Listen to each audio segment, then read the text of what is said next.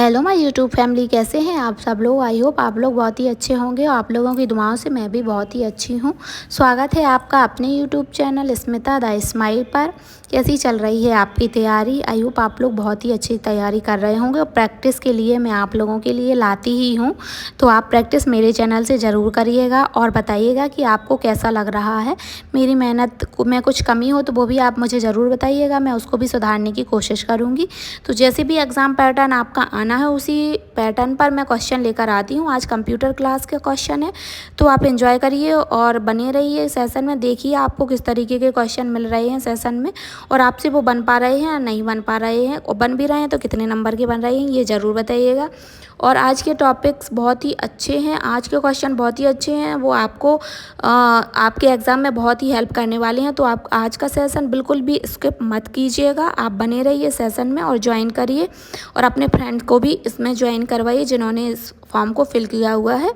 तो आप देखिए कैसे क्वेश्चन आज आए हैं। चलिए स्टार्ट करते हैं। स्पेशल क्वेश्चंस के साथ आज का सेशन लेकर आ गई हूँ आप लोगों के लिए। तो चलिए क्वेश्चन को करते हैं और आप बताना कि जो 17 नंबर के क्वेश्चन दिए हैं उनमें आपके कितने नंबर आए हैं। एग्ज़ाम में 17 नंबर का कंप्यूटर आना है। तो आपको बताना है कि आपके इन 17 नंबर में से कितने नंबर आए हैं और किन टॉपिक्स में आपके नंबर कम आए हैं, ये ज़रूर बताना है आपको, ताकि मैं उन टॉपिक्स से रिलेटेड और भी अच्छे अच्छे क्वेश्चन आप लोगों के लिए लेकर आऊँ। और आप लोगों को भी ये करना है कि जो भी टॉपिक से आपसे क्वेश्चन नहीं बन रहे हैं उनको आपको डिटेल से फिर से पढ़ना है। डिटेल में उन टॉपिक को आपको डिटेल में पढ़ना है और उसके बाद फिर से क्वेश्चन लगाने हैं उसी टॉपिक से। और नेक्स्ट टाइम आपको उस टॉपिक से रिलेटेड कोई भी क्वेश्चन गलत नहीं होना चाहिए आपका। और अगर फिर भी गलत हो रहा है तो आप मुझे ज़रूर बताइएगा, मैं फिर से कोशिश करूँगी आप लोगों को थोड़ा सा डिटेल समझाने की और आप लोगों की कन्फ्यूज़न को दूर करने की। तो चलिए बढ़ते हैं और सेशन को आगे बढ़ाते हैं। आज के सेशन में बहुत ही अच्छे अच्छे क्वेश्चन लेकर आई हूँ, जो क्वेश्चन आपको बहुत ही मुझे मेहनत से लाने पड़े हैं आप लोगों के लिए। और आप लोग भी देखिएगा, आप लोगों को भी लगेगा कि हाँ ये क्वेश्चन ऐसे हैं जो वो मैंने मेहनत करके ही लाए हैं आप लोगों के लिए।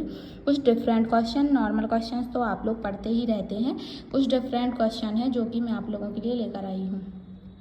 लाइट चली गई थी वहाँ पे, तो चलिए क्वेश्चन को स्टार्ट करते हैं और सेशन को शुरू करते हैं। चलिए फर्स्ट क्वेश्चन से स्टार्ट करते हैं। जब मुख्य सर्वर किसी अन्य मेल सर्वर को मेल भेजता है तो किस शब्द का प्रयोग किया जाता है। जो मेन सर्वर है वो किसी अन्य सर्वर को मेल भेजता है तो किस शब्द का उपयोग किया जाता है, यानी किस प्रोटोकॉल का यूज़ किया जाता है मेल भेजने के लिए। तो option A FTP, option B SMTP, option C TCP IP या फिर MIME। तो बताना है आपको कि कौन से प्रोटोकॉल के द्वारा मेल भेजा जाता है। तो FTP का फुल फॉर्म हो जाता है फाइल ट्रांसफ़र प्रोटोकॉल।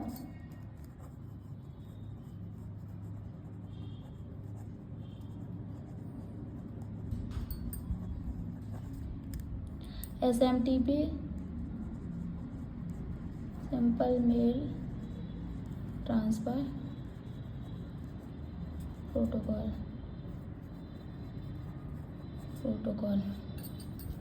और TCP है ट्रांसमिशन कंट्रोल प्रोटोकॉल या फिर इंटरनेट प्रोटोकॉल।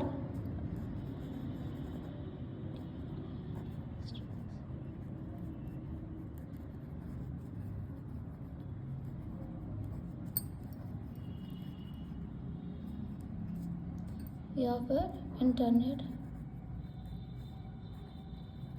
प्रोटोकॉल।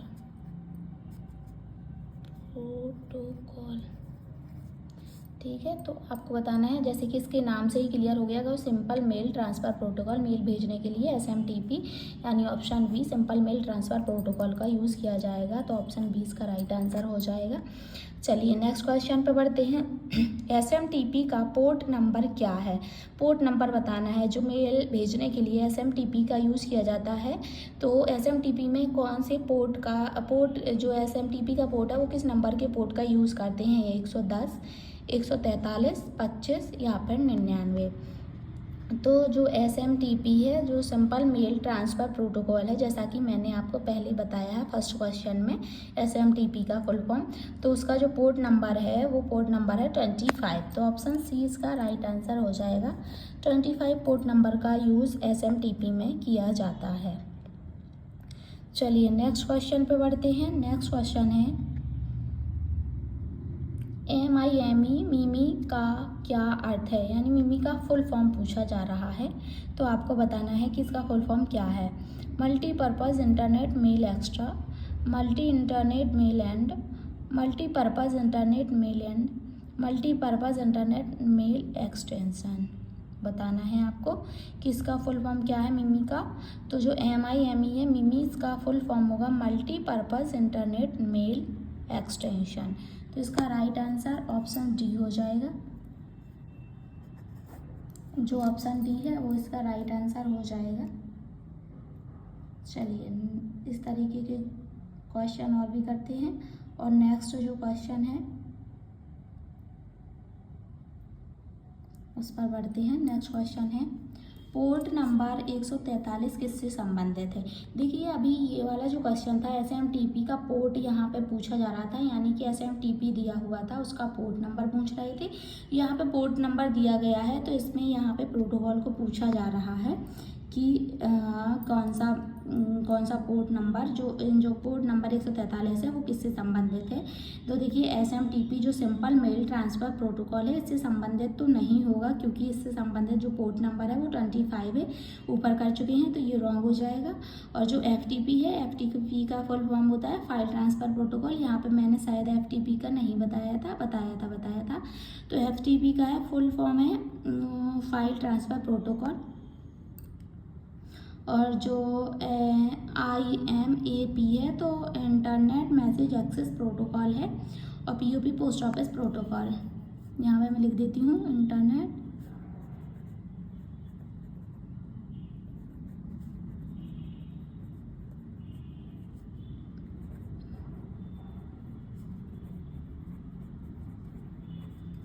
और post office protocol, post office protocol. तो आपको बताना है यहाँ पे कि जो 143 है वो किसका है। तो जो IMAP है इसी से संबंधित है port number 143, 143 port number internet message access protocol का पोर्ट नंबर है। और जो SMTP है इसका 25 था, मैंने पहले ही बताया था। और जो फाइल ट्रांसफ़र प्रोटोकॉल है उसका हो जाएगा 21, इसका 21 है। और इसका बताया 143। और जो पोस्ट ऑफिस प्रोटोकॉल है उसका 110 है। तो ठीक है, ये सभी का आपको क्लियर हो चुका होगा कि इनका जो पोर्ट नंबर है वो क्या है। आपको इनको अच्छी तरीके से सेट कर लेना है माइंड में कि कौन सी प्रोटोकॉल का क्या पोर्ट नंबर है। तो आई होप आपको ये क्लियर हो गया होगा। और चारों के मैंने बताने की कोशिश करी है आपको, ताकि आपको कहीं और से पढ़ने की ज़रूरत ना पड़े। चलिए नेक्स्ट क्वेश्चन पर बढ़ते हैं। निम्न में से उस नेटवर्क डिवाइस की पहचान करें जिसका उपयोग दो असामान्य प्रकार के नेटवर्क को जोड़ने के लिए किया जाता है। उस डिवाइस के बारे में बताना है जिसका उपयोग दो असामान्य यानी दो अलग अलग प्रकार के जो नेटवर्क होते हैं उनको जोड़ने के लिए किया जाता है। तो कौन सी डिवाइस है। स्विच के द्वारा, हब के द्वारा, पुल के द्वारा या फिर गेटवे के द्वारा। तो ये देखिए जो गेटवे है, गेटवे के द्वारा दो अलग अलग प्रकार के नेटवर्कों को जोड़ा जाता है। तो जो राइट आंसर है वो ऑप्शन डी हो जाएगा, गेटवे। गेटवे के द्वारा दो अलग अलग प्रकार के नेटवर्क यानी असामान्य नेटवर्कों को जोड़ा जाता है। और पुल यानी ब्रिज, ब्रिज के द्वारा दो समान प्रकार के नेटवर्क को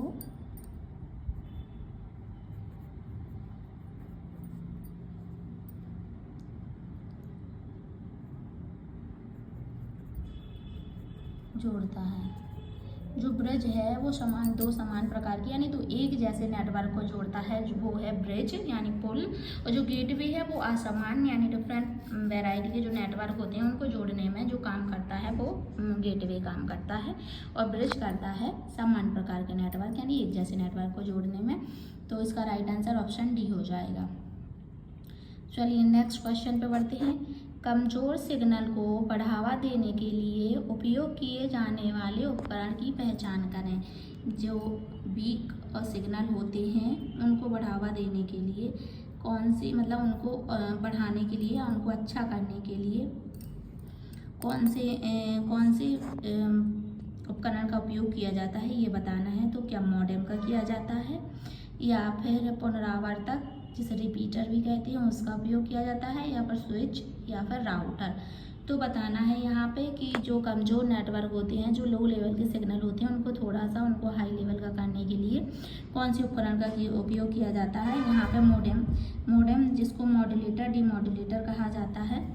तो यहाँ पे जैसे मॉडेम है, जो मॉडेम है यहाँ इसको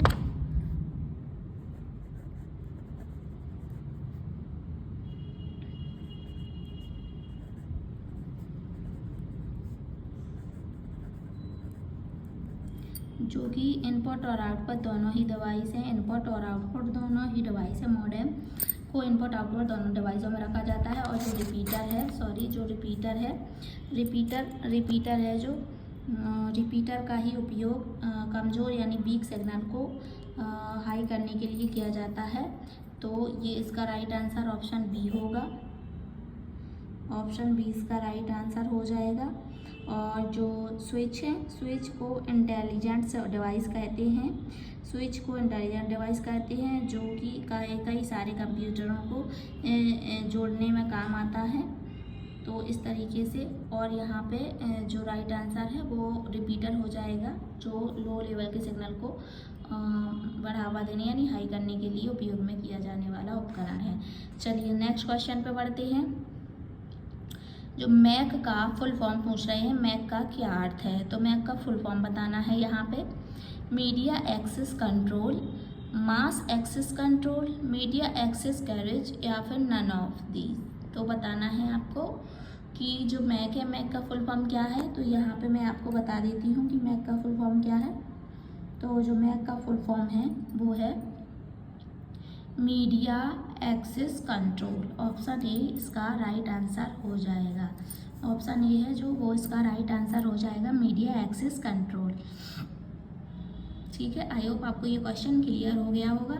चलिए नेक्स्ट क्वेश्चन पे बढ़ते हैं। मैक एड्रेस की लंबाई कितनी होती है। अभी देखिए मैक का फुल फॉर्म पूछा जा रहा था, अब मैक एड्रेस की लंबाई पूछ रहे हैं कि कितनी होती है। तो बताना है आपको कितनी होती है मैक एड्रेस की लंबाई। 8 बिट, 16 बिट, 48 बिट या फिर 32 बिट। मैक एड्रेस की लंबाई आपको बतानी है कि कितनी होती है। तो जो मैक एड्रेस की लंबाई है वो है 48 बिट्स, यानी ऑप्शन सी राइट आंसर हो जाएगा। ऑप्शन सी इसका राइट आंसर हो जाएगा। जो 48 बिट है वो मैक एड्रेस की लंबाई है, जिसको ना मैं बता देती हूँ आपको कि कैसे डिवाइड करते हैं, इसमें इसको कैसे डिवाइड करते हैं। जैसे कि 0 से 9 तक इसमें अंक होते हैं और ए से एफ तक इसमें जो अल्फ़ाबेट से लिए जाते हैं और इनको ना कॉलन से डिवाइड किया जाता है और 6 पार्ट में रहते हैं ये। यानी कि बोलें तो दो अक्षर का एक पार्ट होता है। जैसे कि मैं बता देती हूँ आपको, जैसे कि यहाँ से स्टार्ट करती हूँ ऐसे, फिर कॉलन आएगा, फिर 2 अक्षर आएंगे, फिर कॉलन आएगा, फिर 2, फिर कॉलन, फिर 2, फिर कॉलन। इस तरीके से 6 पार्ट होंगे, 1 2 3 4 और 5 हो गया ये, और ये 6 हो गया। ठीक है, तो यहाँ पे जैसे कि 1 2 फिर कॉलन हो जाएगा ए ई, फिर कॉलन हो जाएगा 3 ए 2 6 7 बी, इस तरीके का 8 सी, इस तरीके का होगा। यानी कि 2 के अक्षर पेयर होंगे, 2 के पेयर के बाद फिर एक कॉलन होगा, 2 का एक पेयर होगा, फिर कॉलन होगा। इस तरीके के 6 पेयर होंगे और 5 कॉलन होंगे, कॉलन से डिवाइड करेंगे। इस तरीके से इसको डिवाइड किया जाता है, डिनोट किया जाता है।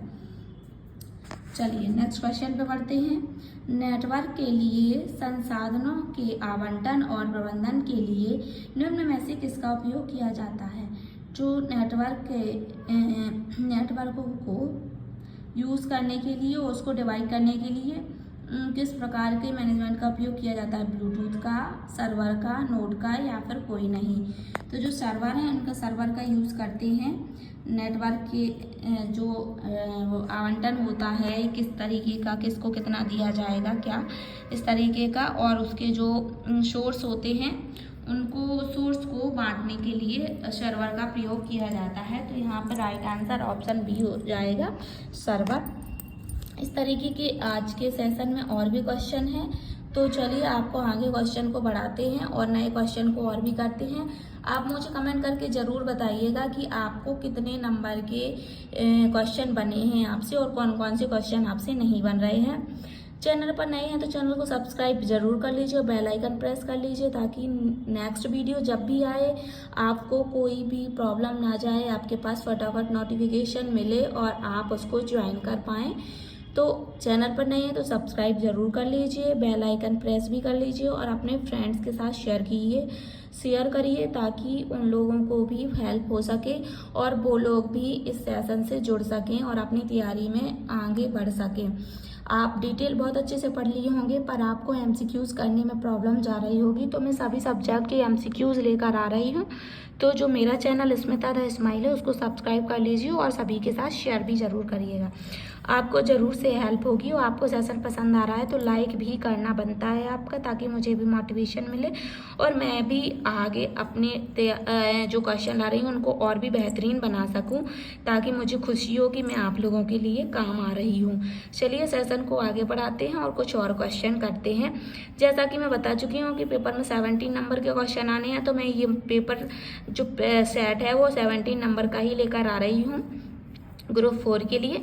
ऐसा नहीं है कि ये क्वेश्चन ओनली ग्रुप 4 के लिए ही हैं, बस पैटर्न ग्रुप 4 के यानी 17 नंबर का है। बाकी किसी भी कॉम्पिटिटिव एग्ज़ाम में ये क्वेश्चन आपको काम आएंगे। तो आप किसी भी एग्ज़ाम में कंप्यूटर जिसमें आना हो उसमें आप इसको पढ़ सकते हैं। तो आप ये मत समझिएगा कि केवल ग्रुप 4 में ही ये कंप्यूटर क्वेश्चन आएंगे। चलिए क्वेश्चन को आगे बढ़ाते हैं।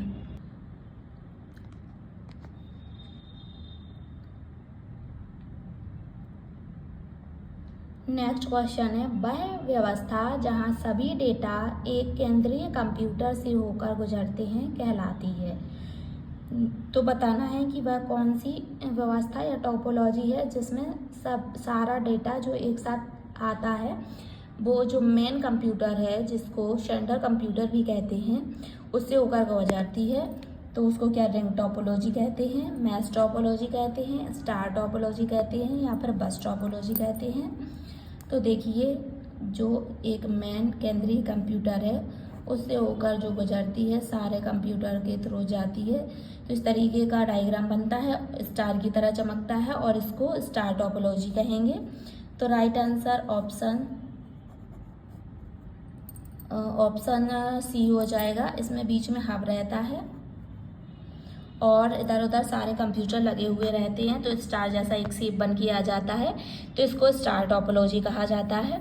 राइट आंसर ऑप्शन सी हो जाएगा कि जो बीच वाले कंप्यूटर से होकर ही सारे डाटा सब कंप्यूटर में जाएगा, तो इसका राइट आंसर ऑप्शन सी होगा। चलिए नेक्स्ट क्वेश्चन पे बढ़ते हैं।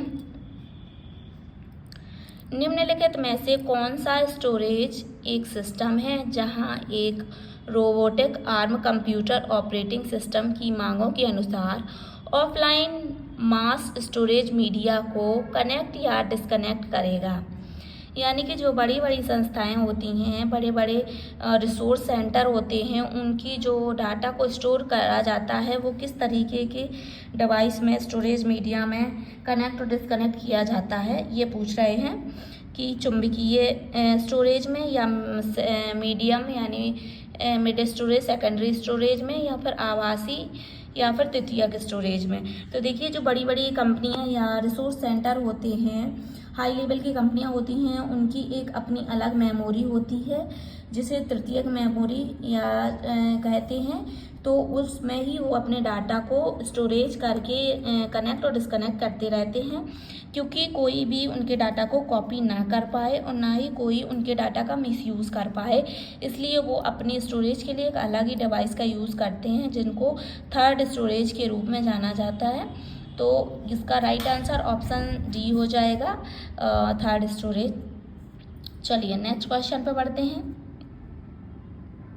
निम्नलिखित में से कौन सा उपकरण कंप्यूटर को बाहरी दुनिया के बीच संचार प्रदान करता है? कौन सा उपकरण है जो कंप्यूटर और बाहरी दुनिया के बीच संचार प्रदान करता है? कॉम्पैक्ट, इनपुट आउटपुट, ड्राइवर और भंडारण। तो बताना है कि वह कौन सा डिवाइस है या उपकरण है जो कंप्यूटर और बाहरी दुनिया को कनेक्ट करता है। तो देखिए जो इनपुट है और आउटपुट है वो ही कंप्यूटर और बाहरी दुनिया को कनेक्ट करता है। बाहरी दुनिया यानी कि हम लोग हो गए, जो हम लोग कुछ भी कंप्यूटर में एंटर करना चाहते हैं वो इनपुट के द्वारा होता है, जो कंप्यूटर से लेना चाहते हैं वो आउटपुट के द्वारा होता है। तो जो बीच का कम्युनिकेशन है वो इनपुट आउटपुट के द्वारा ही होता है कंप्यूटर और यूज़र्स के बीच में, जिनको बाहरी दुनिया बोला गया है। कंप्यूटर और यूज़र्स को बाहरी दुनिया बोला गया है। तो इन दोनों के बीच में जो कनेक्शन है वो इनपुट आउटपुट के द्वारा ही होता है। चलिए नेक्स्ट क्वेश्चन पे बढ़ते हैं।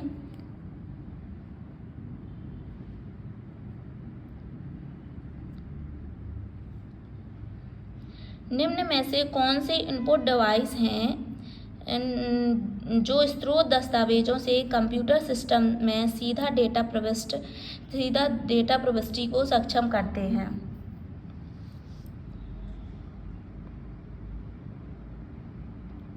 तो कंप्यूटर से सीधा डेटा प्राप्त करने के लिए जो डिवाइस इनपुट डिवाइस का यूज़ किया जाता है उसके बारे में पूछा जा रहा है। तो क्या है? सिस्टम एक्सेस डिवाइस, डेटा प्राप्त करने वाले उपकरण, डेटा पुनरावृत्ति डिवाइस या डेटा स्कैनिंग डिवाइस।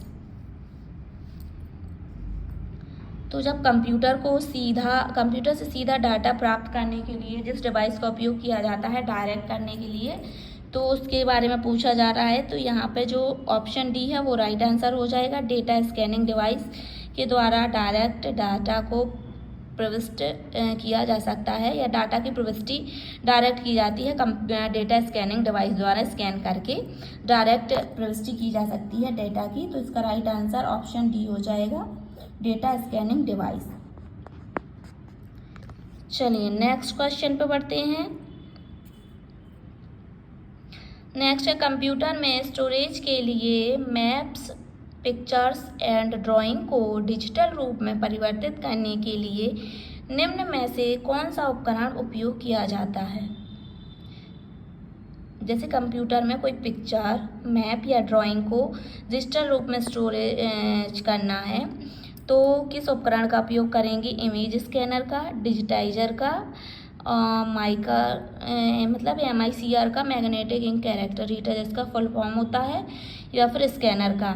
जैसे कि मैंने यहाँ पे शॉर्ट उसमें स्मॉल लेटर में लिख दिया है इसको, magnetic ink character reader MICR कहेंगे।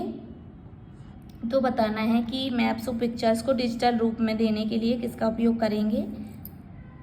तो देखिए जिसको डिजिटल रूप में परिवर्तित करना है तो डिजिटाइजर का ही उपयोग किया जाएगा, डिजिटाइजर का ही। तो right answer option B, digitiser ही हो जाएगा। चलिए नेक्स्ट क्वेश्चन पे बढ़ते हैं। इनमें से कौन सर्वर तक पहुंच सकता है?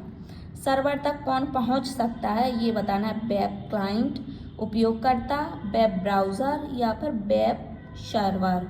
तो जो वेब क्लाइंट हैं वो सर्वर तक सीधे पहुंच सकते हैं और सर्वर तक सीधे पहुंचाना वेब ब्राउज़र द्वारा किया जाता है।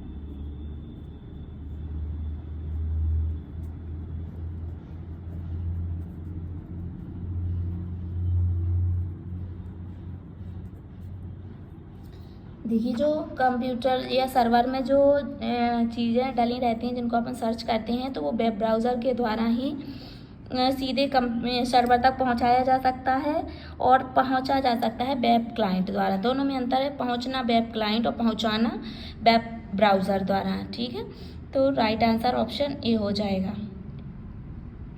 नेक्स्ट क्वेश्चन पे पढ़ते हैं। निम्नलिखित में से किसे बाइनरी कोडेड निर्देशों से बनी भाषा के रूप में जाना जाता है? बाइनरी यानी 0 और 1 के फॉर्म में जो लैंग्वेज यूज की जाती है, 0 और 1 के फॉर्म में, यानी बाइनरी डिजिट वही कहलाता है। तो उसके फॉर्म में जिस भाषा का उपयोग किया जाता है उसके बारे में पूछ रहे हैं। हाई लेवल नहीं, हाई लेवल में नहीं किया जाता है।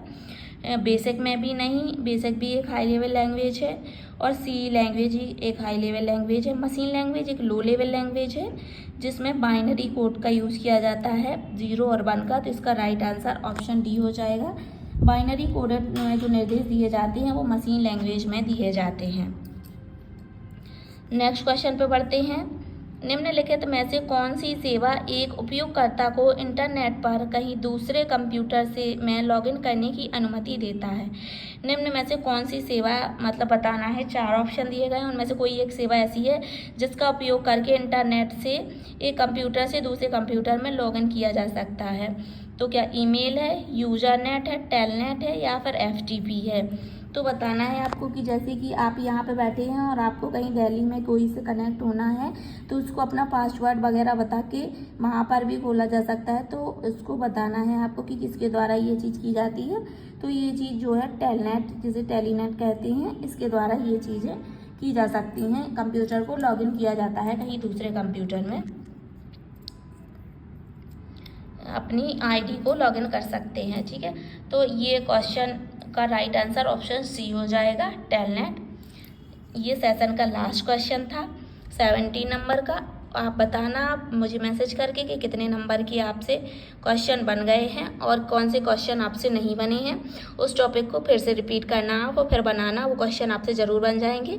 और इन क्वेश्चन को, इस सेशन को दोबारा से ज़रूर देख लेना। आप चाहें तो वीडियो को फास्ट करके भी देख सकते हैं, कोई प्रॉब्लम नहीं है। एक बार आपने आराम से देख लिया, उसके बाद फास्ट करके आप रिवीजन कर सकते हैं, ताकि आपको ना ही इसकी PDF बनानी पड़े और ना ही आपको इसका कोई और इस्तेमाल करना पड़े। सिर्फ आप इसको ओपन करें और हाई स्पीड में इसको रिपीट कर लें, तो आपको बड़े आसानी से बढ़िया माइंड में सेट हो जाएंगी चीज़ें और आप एग्ज़ाम में आसानी से क्वेश्चन सॉल्व कर पाएंगे।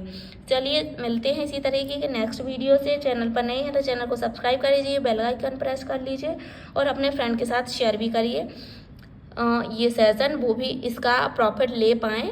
तो मिलते हैं इसी तरीके के नेक्स्ट वीडियो के साथ। तब तक के लिए बाय बाय, टेक केयर। अच्छे से तैयारी करते रहिए और अच्छे से खाते पीते रहिए। हेल्थ का भी उतना ही ध्यान रखिए, क्योंकि आपकी हेल्थ बिगड़ जाएगी तो आप एग्ज़ाम अच्छे से नहीं दे पाएंगे।